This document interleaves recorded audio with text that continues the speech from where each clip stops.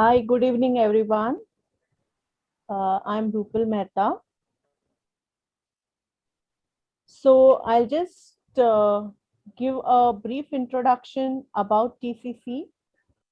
So basically, TNI Career Counseling, we are a certified global admission advisory venture founded by experienced and passionate individuals with top degrees in their respective fields. We provide career aptitude tests, early advising, profile and resume building, test preparation, and admission guidance for more than 10 countries and 1200 plus global universities for undergrad, masters, MBA, and EMBA program. Over the years, we have serviced 1000 plus students with almost 100% satisfaction rate. And we have also helped students in securing $2 million in scholarship. The higher education guidance covers a blend of mentorship, expertise, and technology where we digitize the college applications experience using AI and ML. Now, this is generally how we help students. We help students with career assessments, profile building through test prep, partnering programs, and advising on extracurricular activities. We also provide students with admission guidance and application support for colleges and programs across the world. We help students secure visas, loans, travel, and all other necessary arrangements. So these are some of our success stories, some of our students with top scores in various tests. And also we have been able to help students get admissions into top universities like Princeton, Imperial, Boston University, Stanford, McGill, NYU, Purdue.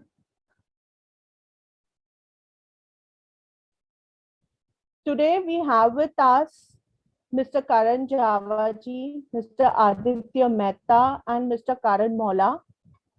Welcome to all three of you. Now, Mr. Karan Javaji,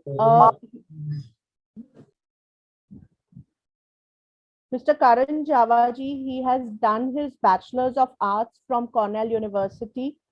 He has previously worked with RBI in International Department, and he is currently associated with Indian Army. Mr. Karan, warm welcome to you. We have with us Mr. Aditya Mehta. He has done his BSc in Finance and International Business. He is currently associate International Business from Kelly School of Business.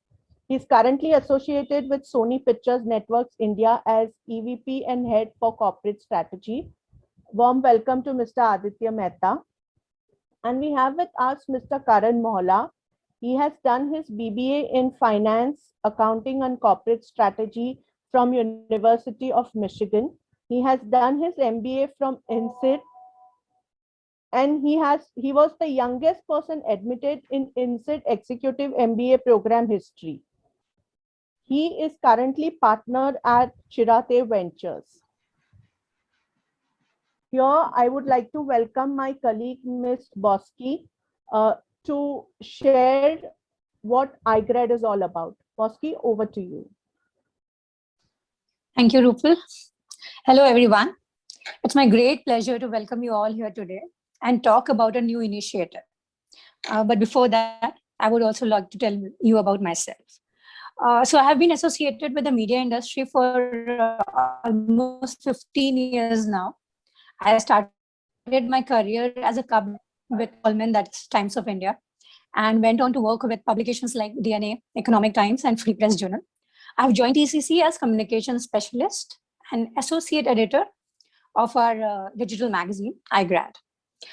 So this initiative, I would like to share what we are going to do about it and what we intend as a platform. The iGrad magazine, we want it to be as a voice of higher education. We strive to bring invaluable expertise to students by making them aware of educational industry across the globe. It is a platform for the three key components of the industry: the university, the students, and the educators, to interact, to question, to debate, and to decide about their future, about their plans. Be it our news analysis or our bright or our excuse me. Yes. And so I'm also curious to hear a bit about So be it our news analysis or our columns or even share our students' experiences. We want to bring the best to the students who are reading it, who are subscribing to it, and also to the educators and the universities so that they can actually get the brightest of the lot for them to teach. So this is your platform where you can interact, you can ask questions. It is your dais where you can freely talk and think and decide. So I would request you all to use it fully, subscribe to it, share your ideas here, and also share your experiences. And now moving on, I'm pleased to introduce our moderator for the evening, Mr. Dhaval Mehta. He actually needs no introduction. He is an alumni of the University of Michigan. Honestly, he knows the education sector like the back of his hand. And of course, one of the reasons is that he himself has received education from the best of the institutions. So as the alumni of University of Michigan, he is also has more than 17 years of experience across finance, consulting, technology, venture capital, and investment banking. He's also a Pearson certified career counselor in college advising from Teachers College, Columbia University. He is also the president of University of Michigan India Alumni Association. And that's not all. He's pursuing an exit from the Johnson School, Cornell University. I could go on about his achievements, but it's time to start because we are really pressed for time. So over to you, Dhaval. Thank you, Rupal and Bosky. That was wonderful, and I'm really looking forward to having a chat now with Karan Javaji, with Karan Mola and Aditya Mehta, who have graciously given us their time today. I do know them personally myself also, and this is going to be an informal session. We're going to try and cover their experience of their undergraduate life, their career. Why they chose the university program and country, the unique program features for their university and the programs that they chose, including campus faculty, clubs that they participated in, any internships that they did, and also what is the secret to their success? How did they take their career decisions? And then ask them to give us tips for application interviews and way to strengthen your profile for admissions. And also for success in your career and your life. So let me start with Karan Javaji. Karan, it's a pleasure to have you here. I know that you're in Bangalore, and Bangalore's also been seeing a very high number of cases and rising cases now. But I know that there is a lot of help around, and hopefully we will get through this. But it's wonderful having you here, and I'd love to hear about your experience at Cornell. So please take it from here. Thanks so much, Dhaval. Thanks for having me. And yes, it is a difficult time at Bangalore, but I think we'll come out of this on Sky. So Dhaval, if you can just go back to the previous slide, it'll probably give me a couple of pointers on what I should cover when Rupal, I'm talking about this.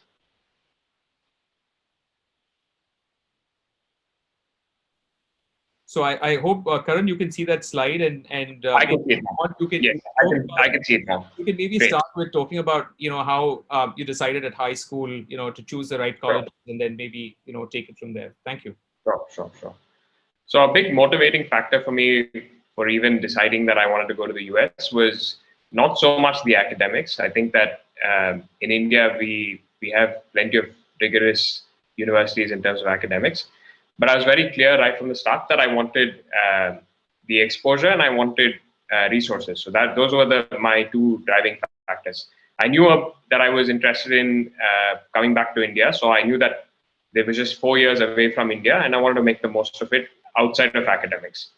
So with that in mind, one of the key things that I was looking for in a university was a place where I could really make the most of opportunities and resources, and also where I could get the widest range of experience and exposure. So with that in mind, one of the things that I started looking at is all the Ivy League universities, because they have immense resources. And even amongst them, Cornell was a big choice because it was amongst the Ivy League also, it's massive. So it offers the greatest chance that you can meet plenty of diverse people, get a lot of diverse experiences. So that was really the key driving factors for me.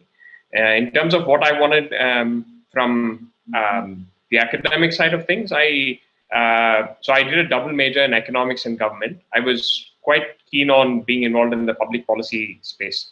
So I took a lot of classes even beyond economics and government, and that's the nice thing about being in a liberal arts type of education. You're not only encouraged to take these classes, but it's also part of your requirement. A lot of the degree programs in the US, you get to tailor make your courses. So that's something that I really enjoyed. So I ended up, doing 2 majors and 4 different minors. I did a minor in policy analysis and management, South Asian studies, inequality studies, and law and society studies.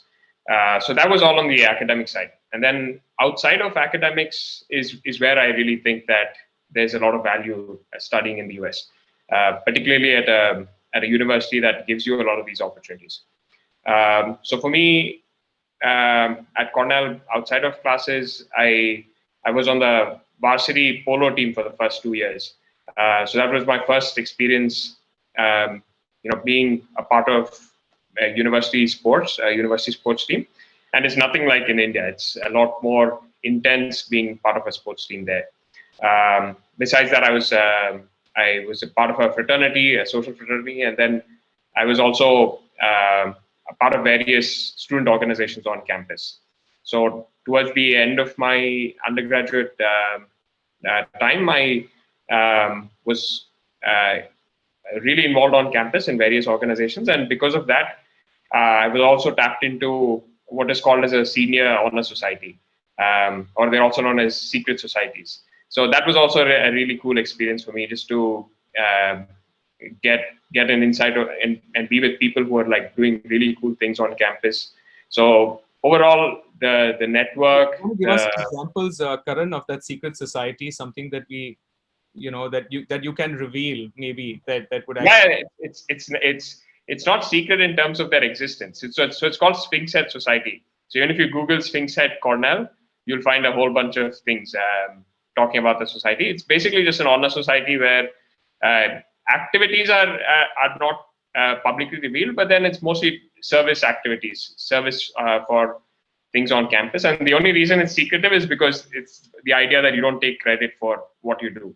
You're just doing it for the sake of service. So that's the only reason that's secret. So these were some of the things that I think were highlights of my undergraduate life. It was, I really tried to make the most of the resource on campus, and I was very keen on social entrepreneurship. So I even started a social enterprise while I was on campus, and got a whole bunch of financial resources, mentorship, things like that to pursue that. So those are the things that I think I would really highlight as the things that you should be looking for when you're going to the US. In my case, I sort of, after that, a lot of people go to the US with the idea of at least working there for a while.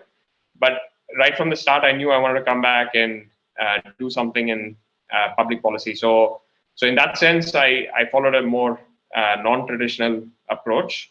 I could very well have been doing whatever I'm doing right now, even without having gone to the US.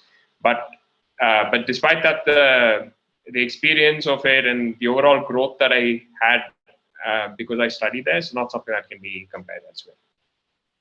No, absolutely. And I was going to ask you also is that while you were actually, applying for, schools and you had Cornell, I assume you had a couple of other schools also at the same time that you were looking at. And then, how did you end up picking Cornell in a sense? So maybe if you can give me a sense of that, that will also help, many of them here of how you selected, and also while you were applying in your application, how did you make that, sort of bid come when it came to, I'm sure you had, good grades, but apart from that, you probably had to position yourself as someone who's very passionate about economics or public policy. And how did you kind of, combine and bring that out in your application? Okay. So why Cornell? I think I sort of addressed that right in the beginning. Compared to the other universities, I only applied to universities which I felt would have the maximum resources and things like that. So it was mostly the Ivy League universities, and out of them, I was accepted at about 3 of them, and then with one waitlisted, and then Cornell appealed to me a lot because of the size of it, because the idea of really being in a place where you can meet a lot of diverse folks, that was the driving factor for me. And to your question of how I managed to position myself in the application, honestly, looking back, I would say that I just got lucky because I didn't have access to all of this great advice that you guys are giving right now. Back then I didn't even have any guidance counselor in school. I was one of the first people from my school who went abroad, so they didn't even know how to write a letter of recommendation for me. So in a lot of ways, I think I did get lucky because once I was at Cornell, I was sometimes part of these admission committee meetings just to like set some structure, and then I started to when I would go through these applications, and then I'd come up with a decision, and then I'd see that the actual committee decision was completely the opposite of what I had come up with. So that I think the key thing that I would say is what I was trying to go for was really being a well-rounded applicant, because I was involved in a lot of other extracurricular activities even in school. So I was really trying to bring out the well-rounded applicant type of thing. I wasn't really pushing for like a big passion in economics or anything, but I did try to say that I wanted to come back to India and get into public policy, which was probably one of the things that they appreciated because it's something that's unique. But overall, now looking back, I would say applicants should probably try to show some spike rather than just being well-rounded, because everyone is well-rounded these days. All applicants are, they're academically good. They're doing all these other extracurricular activities. So I would probably say, looking back now, if I had to apply all over again, I'd emphasize some particular spike, saying that that's really what I'm all about, and that's what I want to. That's what I've done throughout my life. Like something that some really niche interest is what I would have emphasized. Fabulous, and thanks for sharing that, Karan. And did you take any internships and while you were there in the US, or did you come back here maybe intern before you took up a full-time role? And maybe if you want to tell us a little bit about the secret to your success. You worked at RBI. I know you had to give an exam for that. So maybe a little bit of this would really help everyone also understand how your career decisions have been, and any tips you can give to students. Sure. So like I mentioned, I knew I wanted to come back to India, and I was interested in social entrepreneurship. So my very first internship was with this social entrepreneurship organization called Ashoka, which is also based in Bangalore. It's an Indian organization. It's a very, very popular organization. Ashoka Innovators for the Public. So they have Ashoka Fellows. So that was my very first internship. Apart from that, I was volunteering with a couple of NGOs and all the first summer. And then the second summer, I ended up winning a grant from Cornell to pursue my own social enterprise.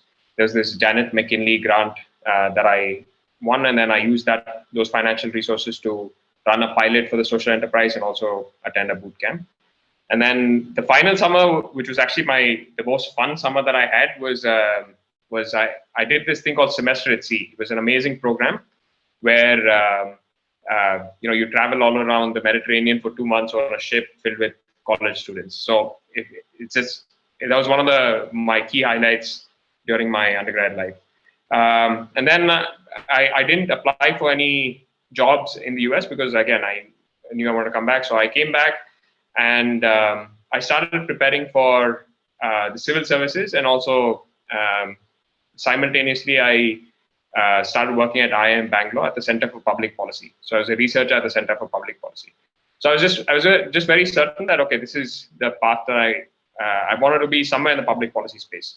Eventually, the civil services didn't end up working out. I would clear the prelims, but not the mains. And since my initial key interests were always on the economic side of things, I figured the Reserve Bank of India would also be a great place. So a lot of the preparation that I'd done for the civil services carried over for the RBI exam also, and that's how I was able to crack it with minimal preparation. So that's how the RBI thing happened, and then I also with this going along with all this public service type of interest that I had, I came across the territorial army. So the territorial army is part of the Indian Army, but the amazing thing about it is that you can opt to serve for just 2 months in a year. So you can continue with your civilian profession and then just go serve in the army for a minimum of 2 months every year. So again, that was also a competitive exam that I gave, and that's how that happened. And finally, I resigned from the RBI very recently in December to, again, start a startup social enterprise of my own, which I'm currently working on. So I'd say career decisions, you don't have to have a very, like a sure shot type of plan ahead of you before you go to college. But I think that it's always nice to know, to have a broad idea of where you would want to be heading, even if it's not exactly where you'll end up heading. In my case, okay, it was like broadly social entrepreneurship, public policy, something to do with these. And my driving motivation was impact, social impact. So that's the reason why I narrowed down on these two fields. But definitely be open-minded. Even if you have these ideas of what you want to pursue, be open-minded. Take a lot of different classes, and that'll probably shape your interests as you go forward. Fabulous. This is wonderful to hear, Karan. Thank you so much. I think that insight is really helpful, to make decisions. And I think for you at least, I think it's been social impact. And I feel you've really stuck to it and you've really moved through it. And now I think with your venture, which I wish you all the best, and I'm sure that it's going to work out very well with all the experience that you have. And I'm sure if there are any more questions, we're going to start addressing that towards the end as we get closer to the Q&A. But thank you again, Karan, and I'm going to now... Thank you so much. And I'm going to ask Aditya Mehta at this point, who I know also personally, and he went to Kelly School of Business. He completed his bachelor's there. I know that he transferred so he was actually at HR college. He figured that that's not what he really wants to do after he finished his 12th grade. And then he decided, no, I want to go to Kelly. He applied there, got in to the program. And really happy to have you here, Aditya. I'll hand it over to you. You can go through your experience of Kelly, how you decided to pick on it, and maybe tell us about your journey as well. So Rupal, you can move to the slide before so that he can have a queue of what questions to kind of answer. Thank you so much. Thank you, Rupal. So I think the undergraduate experience, I'll start more from the non-academic side of things. I think that undergraduate experience, just is more like baptism by fire. You're getting into a space where, you're independent. You're going to, try to figure your way out in terms of how you're going to do your coursework, or how you're going to be on campus, or for that matter, how you're going to, manage yourself, whether it's, your daily activities or daily chores. And I think that itself is a great experience, or teaches you a lot of things just about yourself, things where you get to test your own limits, the way you want to conduct yourself, the way you want to go through the entire motion, whether it's on the academic side or on the non-academic side. So I think it's a great learner in itself. It just builds character, and it builds a lot of confidence, and I think that is something that the undergraduate program at Kelly taught me. I think that the program was a very well-rounded program. I knew right from the get-go that I want to get into the business side of things. I was at HR college on the commerce side. I, in fact, finished my, not finished, but I completed 2 years of BMS. I was the first batch of BMS at that point in time. And I just knew that while, going through the BMS course, this is not something that is going to get me the job or the job that I actually wanted to do later on in life. So I just took the plunge and said, hey, listen, let me just apply to universities. I was kind of late for my program, for my applications. I applied to 3 universities at that point in time, and I literally scrambled. It was a last minute decision to actually go and study there. And as I did so, I sort of sift through the programs of all these 3 universities. It was Urbana, Champaign, it was Ohio State University, and Indiana University. And I picked out Indiana University specifically for the business program that they had. It was a very well-rounded business program that covered pretty much the aspects that I would want to cover. What I additionally looked for is a good BPO, which is a business placement office out there. And that is something that's very critical and crucial if you want to stay back and discover or find a job out there. That's something that is of interest for you. And I think that was an integral part of my decision making, why I chose Indiana University over the other 2 schools. So yeah, the experience out there had been phenomenal. I actually, because I had done BMS, I transferred a few of my electives out there and got pretty much 1 year grace. So I finished my undergrad program in 3 years, which typically takes 4 years. And I think the experience was extremely good. It was just meeting people from diverse backgrounds and getting a lot of understanding of some of the, not only the coursework, but working in groups, working in teams. And I think that's something that sort of lacked when I was studying out here in HR college or during my BMS days. And I think that experience or that conversation with people who had come from different backgrounds, I think gives you a great perspective. I think by the end of the program, everyone pretty much knew what they wanted to do. They knew that few people wanted to go into, say, music school, or some people wanted to do investment banking, or people wanted to get into computer science. So I think it just builds a lot of character, and I think that's something that essentially helped me to take decisions, even for the future.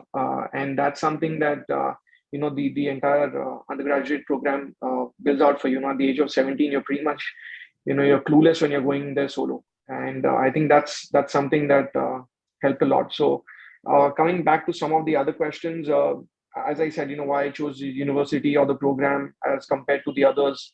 For me, it was a pretty straightforward fit. I went through the US rankings to see, the university or the college had, a good ranking in the undergraduate program. And secondly, if it had a good business placement office that sort of would place me post finishing my graduation. Yeah, I think that was pretty much for me my undergraduate life.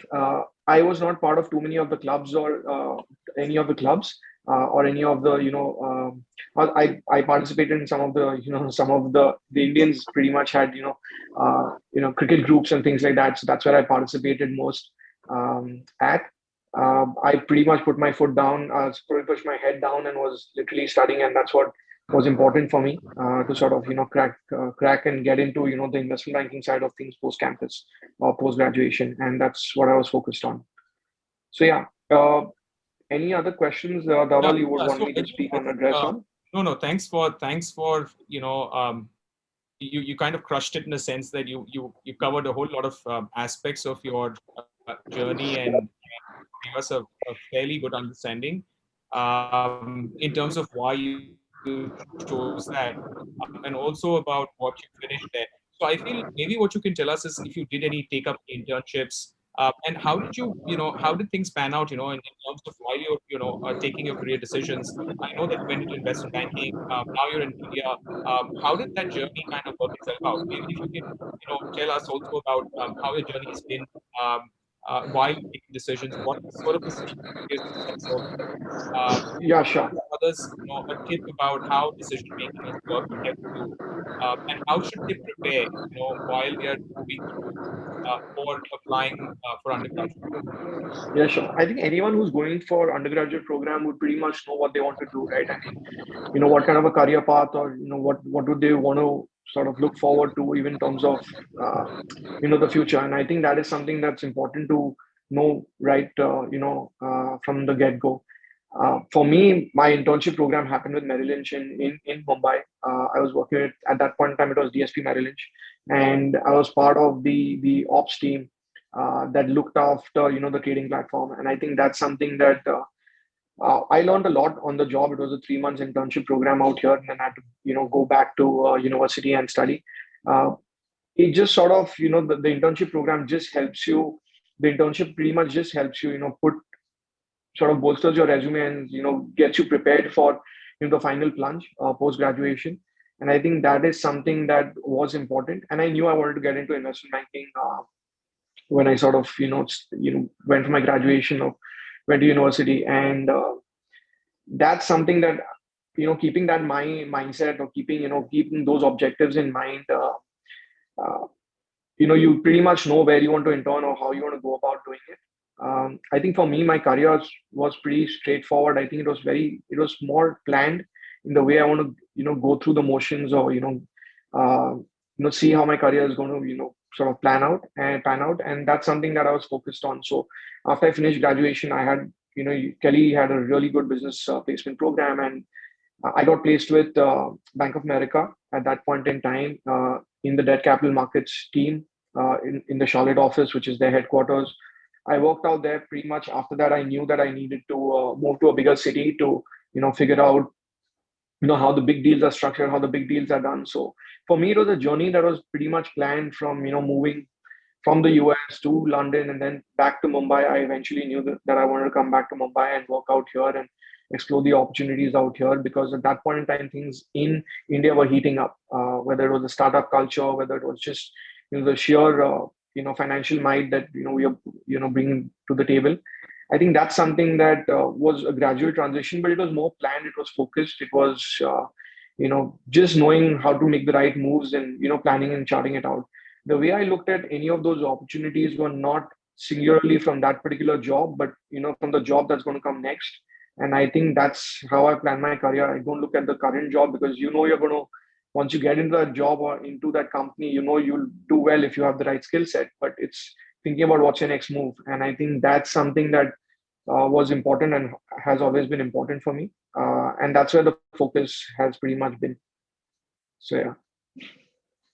Great, thank you. And Aditya, would you like to share any other tips that you have? What would you tell, students now? How should you sort of plan your undergraduate journey? Because, many of them do tend to get confused in these years.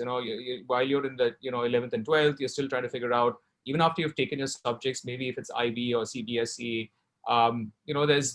there's a, you start realizing after you take some of those subjects at senior years that, do I really want to continue doing economics, later?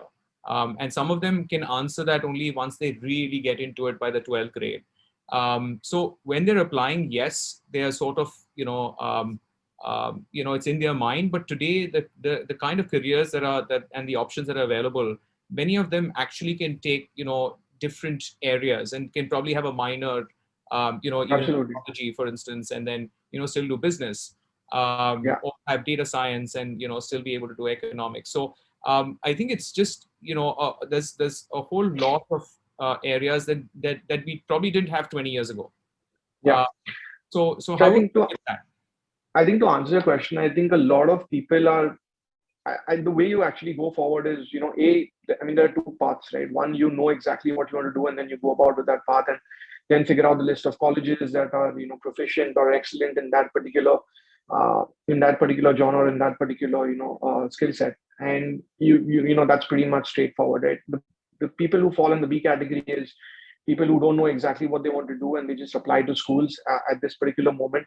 I think what helps is, podiums or platforms like this, which gives you an insight of, what are the different kind of jobs that are there today? What are the different kind of jobs that are going to be there in the future? And I think it's just talking to people, your uncles, your aunts, family members, friends who are, more sorted in the way they're looking at their career, they're looking at their, academic life.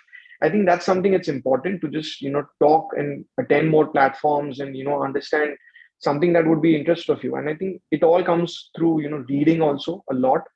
You just need to be, you need to read a little bit and understand, what are the careers that are there, which are going to be careers for the future. I think that's something that will give you an insight.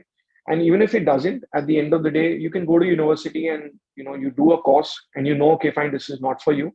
you want to change tracks, a lot of people do it. A lot of people move from computer science to economics to, business. So it's not something that's, it's not a hell-bent rule. I think you can just switch once you go to university and say, hey, this is not something that, that basically I'm passionate about. So I think you'll figure it out. I mean, everyone figures it out. So. Thanks, Aditya. That was very helpful. Also, if you want to, in maybe a minute or two, just tell us what do you do now at Sony. Just gives us a sense also of, because it says corporate strategy. It's lovely to know the kind of work you're doing. So sure. So, it's pretty much the investment banking side, but on the buy side, I'm doing it for a corporate. I would do it for a bank otherwise. So I do a lot of the M&A deals. I do a lot of the strategic initiatives. If you want to, launch another, for example, another vertical or another business operation, I pretty much, run the entire, mounting the project up and figuring out if we should be in that particular vertical, if it's going to be profitable in the future. Look at, some of the loss-making ventures that we have and divest those. Also look at, some of the tie-ups you can do, partnerships that you can do in the future, and that will help the business grow. So from my objective, I am involved completely in, growing the margins of the business and growing the, the top line of the business through some of the strategic initiatives that we take on. Fantastic. Thank you so much, Aditya. It's been wonderful, having you talk about your experience at Kelly School of Business and your career. Over to Karan. Mola. Thank you, Aditya. It's a pleasure again to see Karan, on this platform. Thank you, Karan, for being patient. I know you were taking some time to get to everyone. And Karan is a partner at Chirati Ventures. He and I actually went to Michigan together around the same time. Karan finished his BBA, his Bachelor's of Business Administration from the Ross School of Business.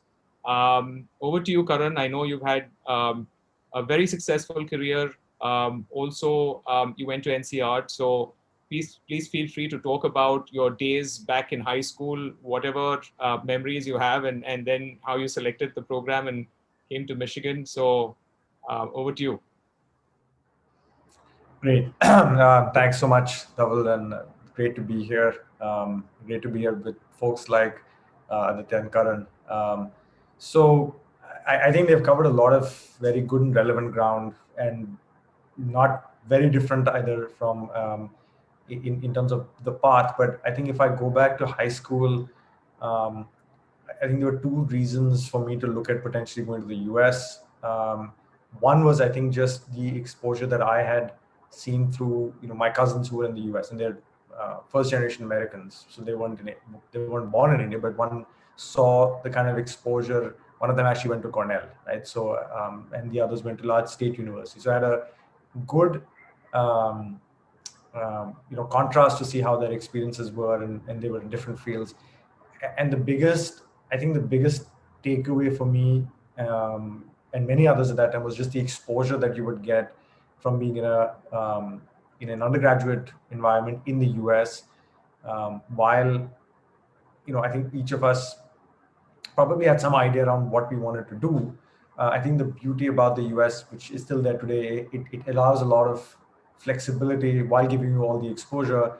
So at least to begin with, while I was fairly certain I did not want to do engineering, and I wasn't exactly sure about what I wanted to do. So I just felt the right thing to do would probably be, to go to a liberal arts college to begin with, and then kind of find my way from there. And as it so happened back then, I think this has changed somewhat, but back then a lot of the undergrad business schools, Ross was one. It wasn't called Ross back then, but Ross, Darden at UVA, Urbana-Champaign, Wharton, a bunch of other, really good schools, each required you to apply in your sophomore year, in your second year, so that you would actually start the undergrad business program only in your junior year, your third year. So I felt that, look, as long as I had that opportunity, kind of back yourself to be able to do well, but try and get as wide an exposure as possible. And for me, I think one was obviously on economics and business and finance. The other was around international affairs and history, and those were very, very diverse. Today, actually, you can actually, at least in Michigan, you can get a major in both. You can get a dual major. Back then, if you were in the business school, you could only get a BBA. But nonetheless, I think after the first year or so, I had a very clear idea about, yes, business school is what I wanted to do. And I think obviously I said about applying for it, but what I had done in high school, I kind of had to replicate even in my freshman year. So in high school, you had to do all the things around having a well-rounded profile, and that's kind of very nicely put it. Even back then, not as nowhere as close to now, but you needed to have something which stood out, right? And to be very honest, I don't think I did.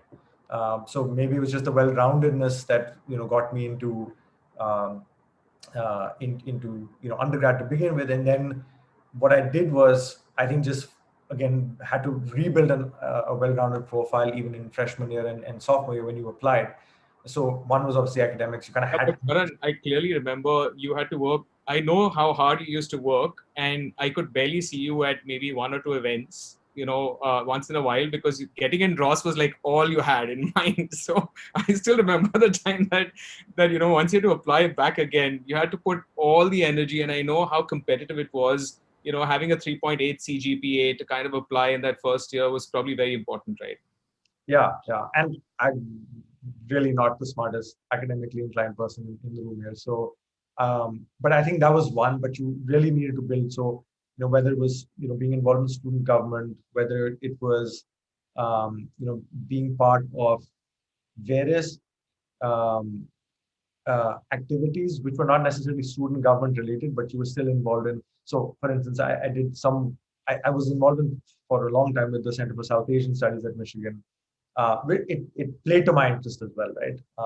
Involved on the sports side again, not at a collegiate level because Michigan is 1A in terms of but just something there.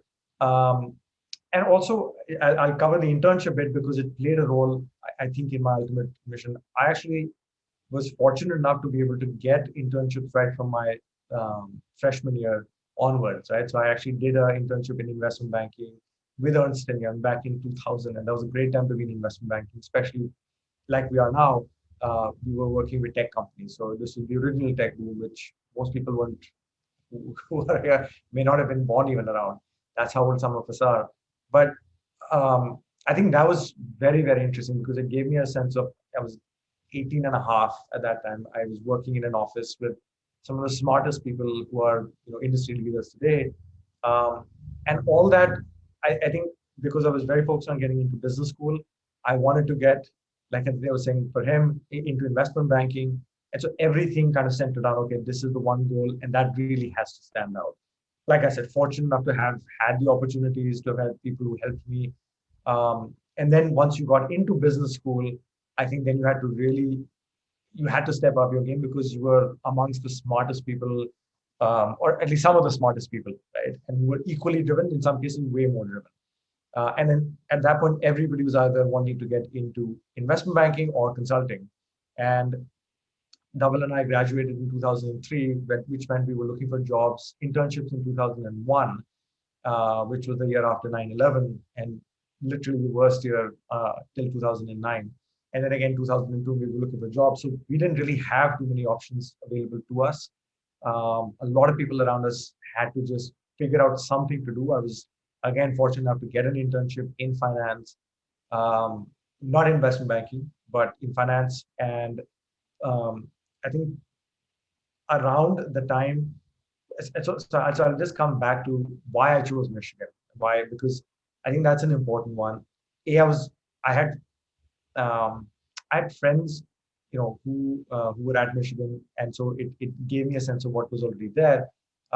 It was also the one of the top ranked business schools at an undergrad level, and I think the overall experience that a large university gives you, as long as you're comfortable with that. And I think that's something which whomever I talk to today or over there is, I say, look, if you're comfortable being in a large environment and you're going to be okay with that, you're not going to get lost, you're not going to get, you're not going to be in your own shell, then it's the best place, right? To be in a large state school or a large liberal arts college also. But if you are not quite sure and you like, having some level of comfort, then go to a slightly smaller college, and there's nothing wrong with that. That's kind of why those two options are there. And if you're very sure about the kind of career path you want to take, then just go for um, the best possible option out there, whether it's a large college or a small college, large university or small college. So I think, and I know, having spoken to people who are from my school or who go to Michigan, I think people today are a lot more exposed into what they ultimately want to do, or have some idea about what they want to do. They're a lot more informed about what it means. So I think that decision making is far more mature than it was for us 20 years back. Um, but for me, I think it was just clear, business school, because it's in the area of my interest. A, B, um, you know, I will get access to a really good career placement office. There are enough alumni, and I think can't stress enough about having a large alumni base, especially for US colleges, because your alumni networks for years, for your lifetime, will continue to help you. I didn't understand how important that was, but I think that's very, very crucial. Karan, I agree with that. What you're saying is so right, because it was 9/11, and absolutely getting an internship, and even when we were actually graduating in 2003, I think the idea that I remember, and I was in LSNA and I had computer science, and the year before I was told, when I went to companies and they told me, hey, if you have economics and computer science both and you get a Bachelor of Science, it's going to make your resume a lot more attractive to us. And I interned at Goldman the year before, and I said, this is great. I've got this experience, and the year before that I had Microsoft. So that really helped me also get a sense. And I think Michigan's very strong when it comes to that part, that networking that you can really get to do, with other alumni, or, the placement office kind of helps you out. There's always a lot of resources that we have, whether we go to the Ugly and, you have the login, and we have so many periodicals we get access to. And it's just amazing, right? When you get out of high school and you just get into Michigan, you just feel like, this is incredible. And the diversity, right? I mean, we had friends who were in music to, like, something else. And while you're actually graduating, you can kind of hear from others in terms of what they're doing or what they did. And I remember for my interviews, I had Saad, help me out, and he had already got his offer from JP Morgan at that time. And, he and Vishal really helped me a lot while taking my mock interviews before my interviews that I had for investment banking. And it was a tough year, but you're absolutely bang on about that. It helps a lot when you have this closeness of friends. And then even in a difficult year like this, with COVID, I've seen so many of them being able to get jobs at Michigan. Absolutely. And so I think the job I got right out of school was with a company in finance called Marsh McLennan. And I think as the economy started turning and jobs started opening up, I reached out to a bunch of alumni in banking, and I got 3 job offers, all thanks to people who had come from Michigan, who had gone to Michigan. Sorry. So I think having that for any of the large schools, any of the well-known schools, because the sheer number of people will be very, very large, and they'll always be willing to help. And so that became a very, very important part of the journey through undergrad business school. And I was very fortunate that I got the job that I wanted ultimately, and in a position where, in a place where I felt I would be able to succeed and do the best possible thing for myself. So that was, I think, maybe up to the first year or so of post undergrad. I don't know if I've missed out anything, Dhaval. Yeah, no, I think that you've covered a lot of those things, and it's incredible. And maybe if you want to just talk about how, once you got into Ross, and then, you had a lot of clubs and other opportunities also. I think they sort of help you a lot too, right? I know Ross has a lot of those clubs and activities. And, I think even when the way the classes or the cohort is designed is that by the end of the, 2 years, I think everyone, right? Yeah, so I think Ross was very good in terms of giving you closeness with 1/5 of your batch, but giving you exposure to the entire cohort of 350 odd people. And so you got to know a lot of people well. The things like consulting club, investment banking club, etc. There, they also have clubs around or interest groups around impact and social entrepreneurship. And in today's environment, right, where actually entrepreneurship itself is such a big pull for people, they have a full-fledged structure around it. So they have a center for entrepreneurship where there are professors working, so you can go and do projects with them. You get exposed to the best alumni on the entrepreneurship side from your college. There is even, they've gone as far as to create a small venture fund or an angel fund to be able to allow students to make the decisions where they want to actually invest in, and they can invest it anywhere globally. So you're getting practical learning while actually being a student. And again, I come back to the point around exposure, right? So at least Ross has this Asian business conference every year, which I was there for last year, right before the pandemic kind of took over. And they get some amazing people from around the world to come and speak to students. And those kinds of engagements create the ability for students to build relationships with alumni and do things like internships. So that's a great way to actually figure out where you want to intern, why you want to do it. There's obviously a lot of interest back then in India. I'm sure there will still be. But again, it comes back to exposure and resources that your university is able to give you and offer you. And then it's up to you to be able to make the most of it. As a student, you have time is the one thing you have in abundance. And so how you choose it beyond your academics is very, very important. You can choose it and you can choose to just focus on that and, use your time in a more chilled out manner, or you can use it to get exposure to the widest variety of things, because I can tell you that the only time you possibly get that back is when you're going for an MBA. And even in an MBA, it's not quite the same, because you're a lot more focused on what you want to do.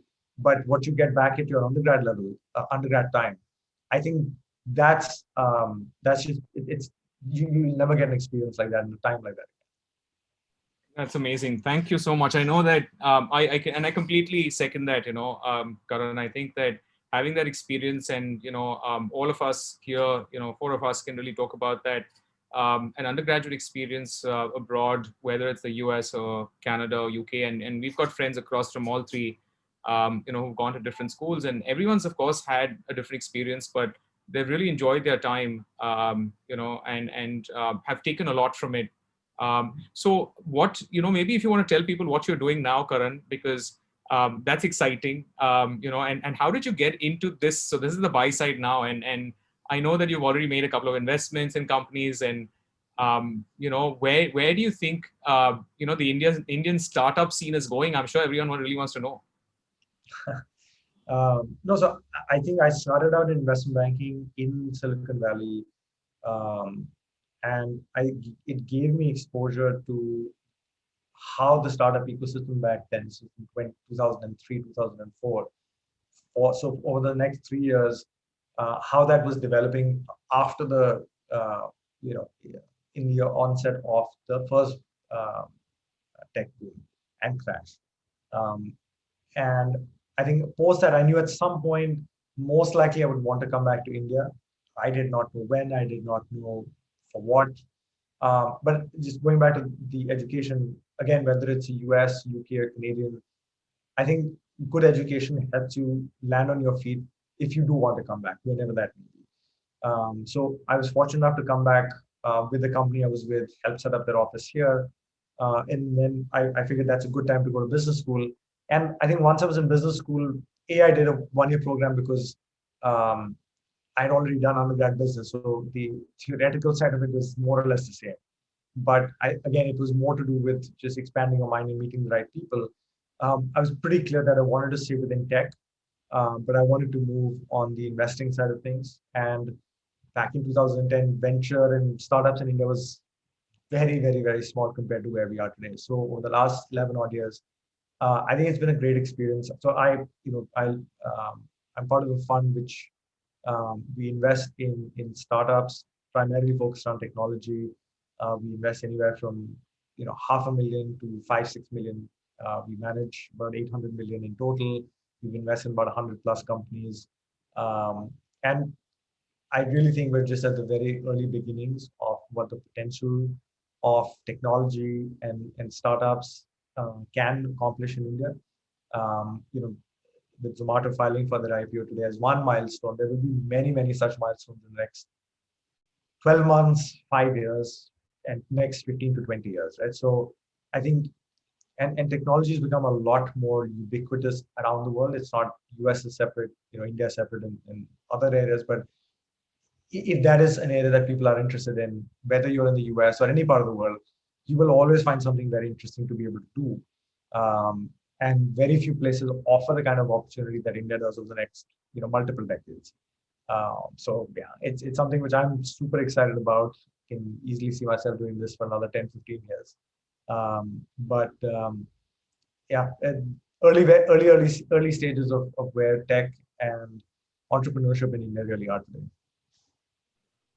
Thank you so much, Karan. I think we had such a star show today. I think we've got 3-star participants who've really given us, or panelists that have really given us an amazing idea about undergraduate studies and their own careers. I know I have a couple of questions here.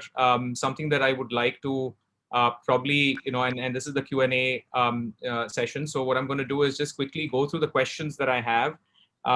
So Dakshi had asked what skills to have before applying to these colleges. And I think that that was sort of answered by most of them in terms of it's definitely good to have a well-rounded profile. So aim at basically talking about how you've engaged, in a certain area that you are interested to expand on. That's important. I think there's a question on extracurriculars. So of course, having your grades in place is definitely important. Having an upward slope, in terms of how you're doing academically would even be, better. If you've been good all throughout, even great. But you really need to be able to differentiate your unique qualities in terms of what makes you a unique candidate. Fairly important, if you ask me. There's questions on please address extracurricular activities in the pandemic. And I feel the pandemic has definitely been, a difficult time for all students. But you won't believe the amount of them have actually done other things to practically solve issues. And I would say many of them have come up with more innovative ideas during a pandemic like this, campaigns that they have run to help others. I think that you can always look around if it's social impact, for instance, or if it's something to do with, getting other students together in an MUN, if you're passionate about that, or if it's speech and debate, right? There are many students who have done a lot of these things during this time, even if it comes to, painting, because you could sit and do that at home, do design work at home. If you're interested in economics, do a research paper on any topic. You could actually do primary and secondary research. So many of them have been doing different things during this time, even looking at remote internships. Many of them have been giving that. As a matter of fact, there's one that Internshala is doing with Nestle, which is about 1,000 internships that they're out there to take up. And they're also offering it to high school students. So that's the good news. So you can always look at that. Should the niche interest be related to one's field of study, or can it be diametrically opposite to it, which is preferable? So I feel, again, Arush, it all depends on what it is that you are looking to position in your application. Why do you want, you have to show your passion for it and what have you really done, to highlight that is very important. Like, what have you done to push that, area, or push the envelope on that area so that you are really doing well there. I think that's extremely important. That's going to show your story really well. And then how do you deliver it? How do you really put it in words? I think that matters. And of course, how do your teachers, write those recommendations out well, is also very important. So treat your teachers well, your counselors well. What is the process of applying to these colleges, and how do we get into, so scholarships, I think, are dependent on each university that you select. Once you shortlist them, you can go onto their websites also. We do that for you. We help you out with all of these as well. Once we get down to understanding what kind of a student you are, and help you process the fit of universities. Arush is again asking, please touch upon the part with, part-time jobs as student, both on campus and off campus. I think Karan to an extent mentioned that, so did all the others. Both Karan Mola and Karan Jivaji spoke about this. I know Aditya did as well, that he took an internship. If anyone wants to inject, I know we're a little bit short on time, so I'm just trying to move through these questions. How does not having AP reflect on my application? Is there a concession for the fact that it isn't offered in my city or state? So I think during this pandemic, most of these APs have gone online. So you should have actually taken them, because there were 3 different APs provided, or 3 different times you could. So you could have reached out to many schools across in Chennai, Lucknow, Bombay, wherever. They were all giving APs online now. So you could have reached out. But yes, if you come from an ISC or a CBSE background, it's good to have APs because they show your interest in a larger perspective. It's good to do that because IB has, sort of an upper hand. So if you have a 38 or 40 on, out of 42, maybe it shows that you're really strong in those areas. But then if you actually have an IB, if you take an AP in maybe a standard level IB course, maybe if it's biology, you left that out. In the sciences, you can take all 3 of them. And then you want to pursue biology later, or take something in neuroscience and you need biology, you might want to take the AP. So I hope that kind of explains that. And then it says, what is the difference between early action and early decision? So early decision is what you have, as most of the schools have it, is that, if you're applying early decision, you have to take the admission if you get it. Versus early action is that it's an option, that if you get, and early action to an extent as international students doesn't really work as much as doing early decision. So early decision is what you should look at. So if you're really interested in a university, think about early decision, because then you have a higher chance of getting in. So if you really know you want to go to Cornell, the percentage or your probability of getting in at early decision is higher than actually the cycle after or in the regular. But that again varies from school to school. Right. So I think, and then which is a higher weighted, SAT or ACT? I think today, it's been test optional this year and even the next, but it's not test blind. So there are some schools that are test blind that don't care about the scores, but for international students, these scores do matter. And whether you take the SAT or the ACT, the SATs had a preference with Ivy League universities, but yet if you're looking at a decent score, try to get above a 1400. Above a 1500 plus is even better. The ACT has a science section, which is slightly different than, of course, the SAT. So maybe you want to, visit one of our sessions when we talk about the SAT or ACT to understand which one might fit you better. But you need to do that analysis for yourselves, guys. So I think that's about it. That's the time that we had for today. I know we have another session starting at 7:15. So we might have to rush back into that, guys. But I think it's been lovely having Karan Javaji, Aditya Mehta, and Karan Mola. I know, Karan, I'm going to be meeting you tomorrow and day after again, because we have this really exciting session talking about 2 other startups that University of Michigan alumni have started with, and that's Simple and in video. So very excited, and very excited to have you, Karan, as a part of the panel there as well. And Jason from Michigan is going to be a part to moderate that. Great. Thank you so much, Saros. Thank you. Thank you, everyone. Your insights have been very, very helpful.